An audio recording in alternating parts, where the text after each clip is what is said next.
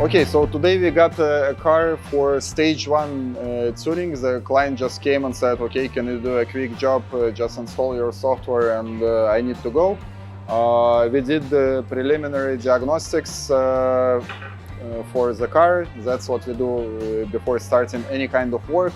And we got a few error codes that got us worried. Those are intercooler pump A and switchover valve, no communication, and basically they're not working.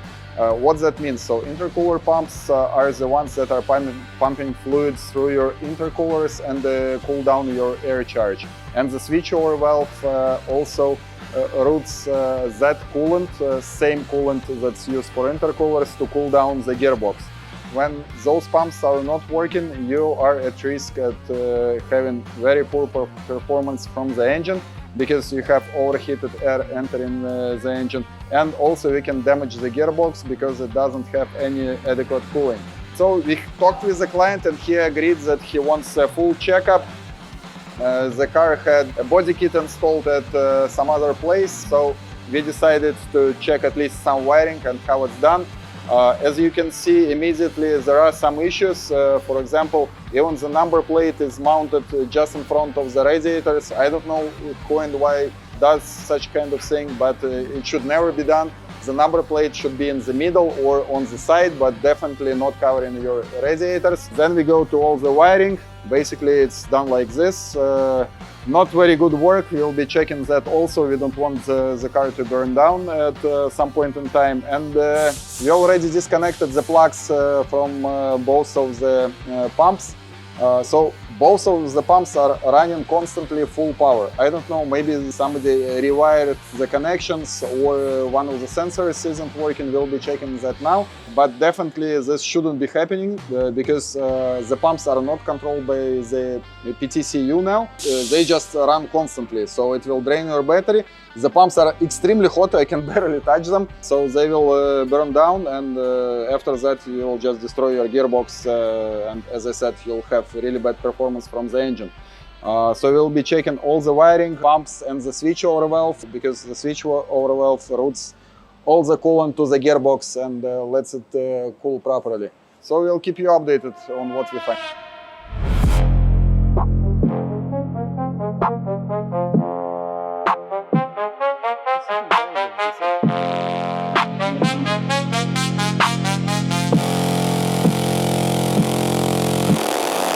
We managed to rectify almost all of them. One of the issues was that both of the low temperature circuit pumps were not working. We managed to trace it to an issue with wiring. So whoever worked on the car, for some reason they damaged the wiring and they actually cut out the lean line that controls the pumps, because they're not just on-off, they have a control that can switch them to different levels. So that line was cut. We had to restore the wiring.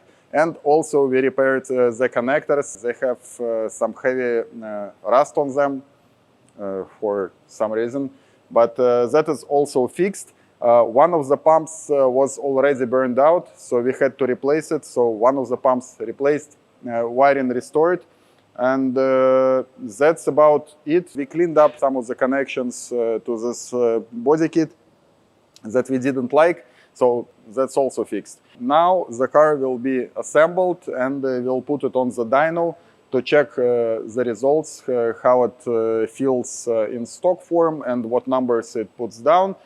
If everything is good and if you don't run into any issues, I will be doing the tuning for this car today, and if all is good, today it will be returned to the client. This wiring was repaired. Because, as I said, the lean line was cut, connectors were cleaned, they had a lot of rust inside, and this low side pump was damaged. We're replacing this, and that's about it.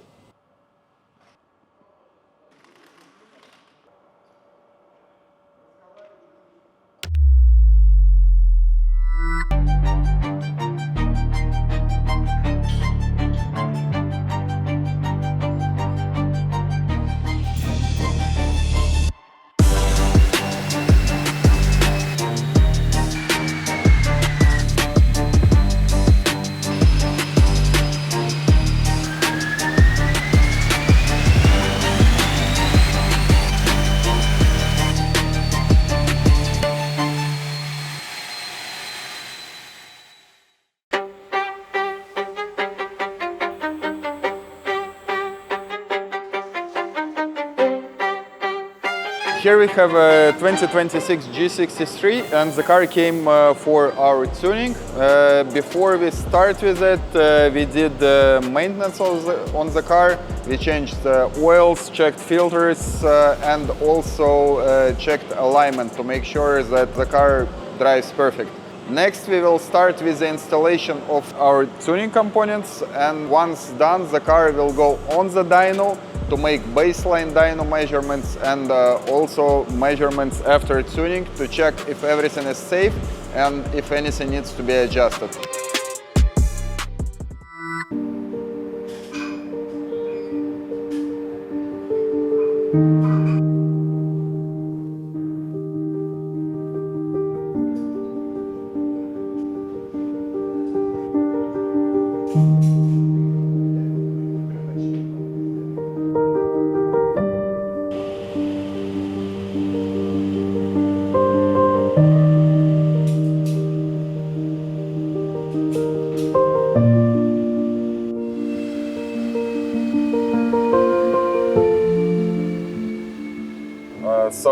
Now we are working on a 2026 Mercedes G-Class. This car, now we're doing a basic stage 1 tune, so without any modifications to the hardware. It's just the software optimization. And first, before any changes, we made the stock dyno runs.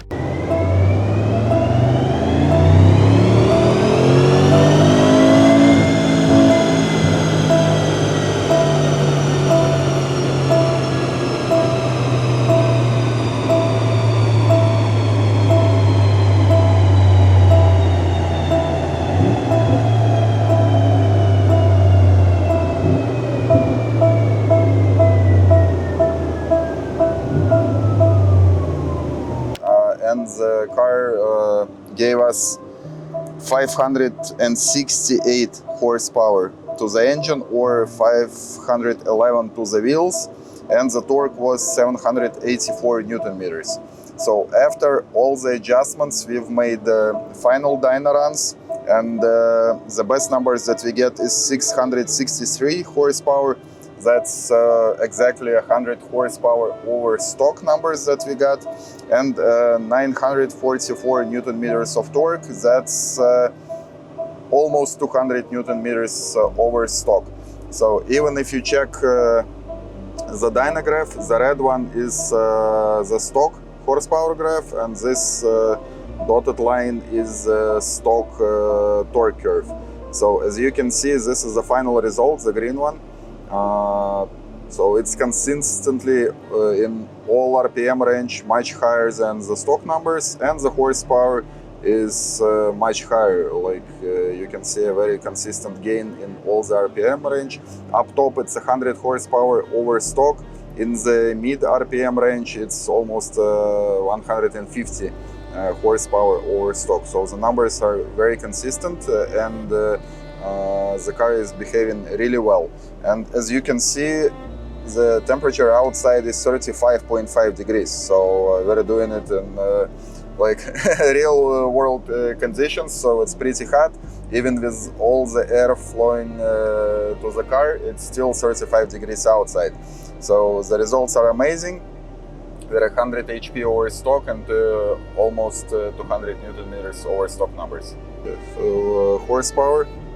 This is a stock horsepower graph, and these are the final results. So the green graph is the final horsepower, and yeah, the numbers, stock numbers are 568 horsepower stock or 511 to the wheels, and the best results that we got on the tune is 663.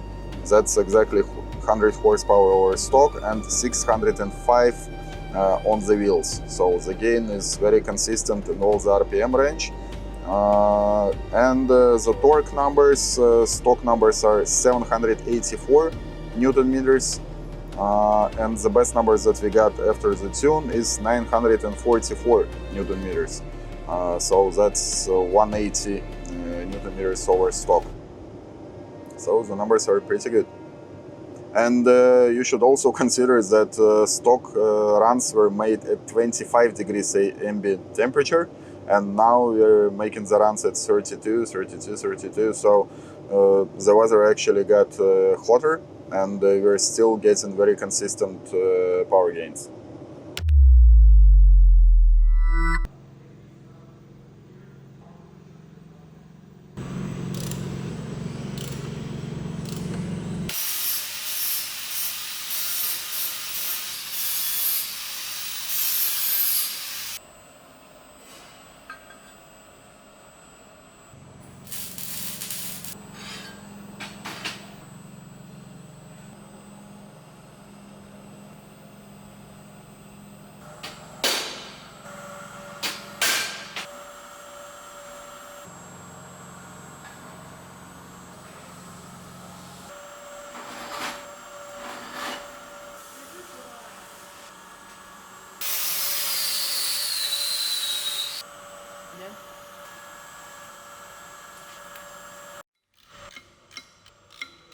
Here we have another G-Class that wants to sound like the big boys. The problem is this is not actually a G63, it's a diesel version, and as you all know, they're extremely quiet from the factory. They basically produce no sound at all. One of the ways to fix it is by installing additional components, which we are doing right now.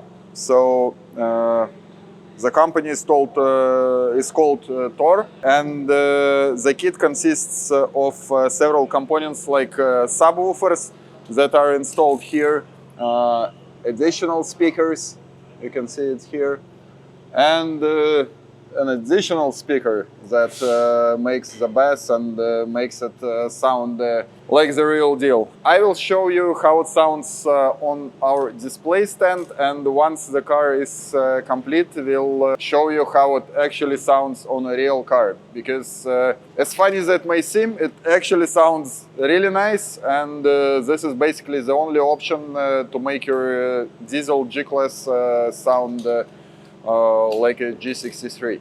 And those components can actually be installed on many different cars, even the electric vehicles like your Tesla, if you want to have some fun and if you want to have some sound from the car.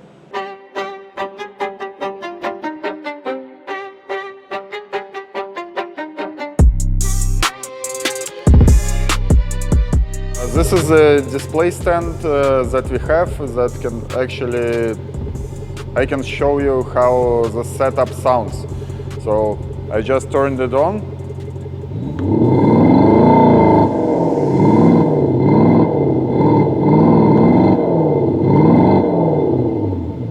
And you have quite a few options to adjust the sound.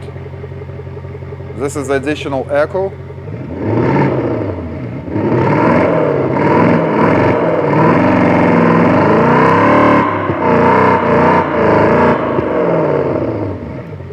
And you have a few different sound choices.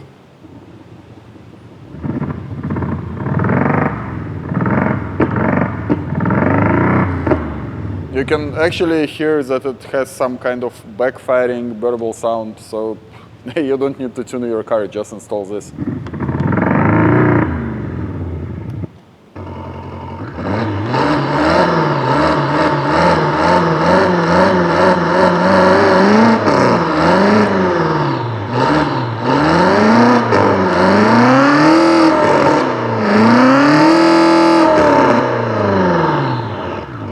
Sounds crazy.